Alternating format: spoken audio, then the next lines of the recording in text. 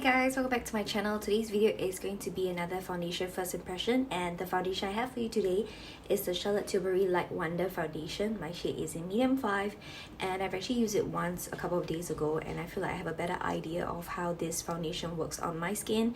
Let's just apply it on and talk a little bit more about it. So this retails for $76, but I got this during a Sephora sale, so I have 20% off, and the shade medium in number 5 is perfect for me. Just gonna shake a little bit. Can you hear? It's got that little thing inside. So I got this sort of on a whim actually. I didn't do any research for this foundation when I got this.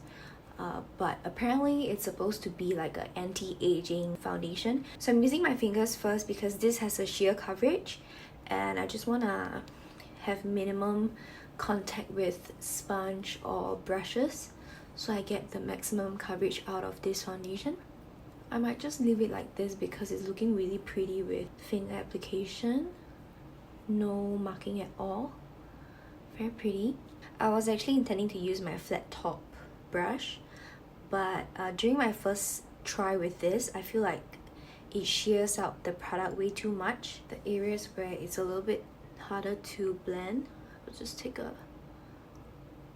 blender and I do have a couple of spots that's very dark, and you can see it's not covering at all. For my girls out there who have scars, hyperpigmentations, this is probably not the foundation to go for, even to try. I feel like it's just gonna give you nicer looking skin, but it's very skin-like. So glorious and so dewy. And this side is just meh. I'm just gonna share a little bit more about this foundation before I continue to apply my other side of my face, because I cannot multitask when I'm applying foundation. It does say that it's supposed to reduce wrinkles and conceal imperfection, and I do feel like this side is looking a little bit more youthful than my just natural no foundation skin. So I'm really liking the look. Only thing is, don't expect a beautiful coverage with this foundation because I think this foundation is supposed to look very skin-like and natural. So now we can move on to apply the other side of my face. Like, if you look at it like this, it has pretty good coverage, right? But once it blends out, it starts to get very skin-like. In a good way, of course. But I'm not very used to applying foundation with my fingers. Usually I use my flat top brush or my... oops. But I'm just trying to warm up this product so that it looks natural.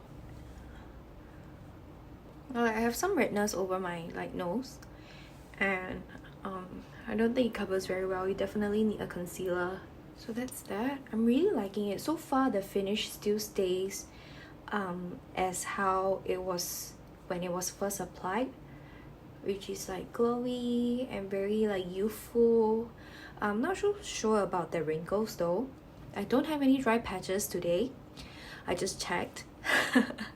So maybe that's why the foundation is looking a little bit prettier as well, because I tend to have dry patches on my skin these days, but today my skin is okay. And this is the Kosas Comfy Cloud Set. You can't get it in Singapore. I bought it off the Sephora site, US site, and ship it over using Eaze Ship. So that's what I'm using. Just want to lightly set it. And I don't think it's going to mess with the finish because this is a very sheer powder. Still looking very glowy. I really love how it gives me that nice glow on my cheeks and just overall on my face when the sun hits. And also for medium tan skin tone, I think number 5 is good for you because it's so sheer. I feel like it's going to work with the natural color of your skin as well.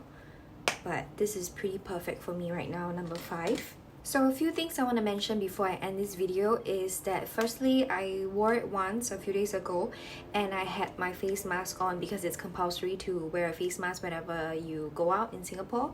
So I had my face mask on and I realized that my cream blush was actually getting patchy when I removed my mask. I would suggest you don't use any cream product on top of this foundation because it's so sheer. I think when I applied my cream blush, it sort of I don't know, messes with the base a little bit, so I was getting a little bit patchy. That's the first thing, which is it was patchy under the mask and it's definitely not transfer proof. So I'm using my Makeup Forever blush. I don't know what color is this because you get it as a single quart. But this is looking really nice.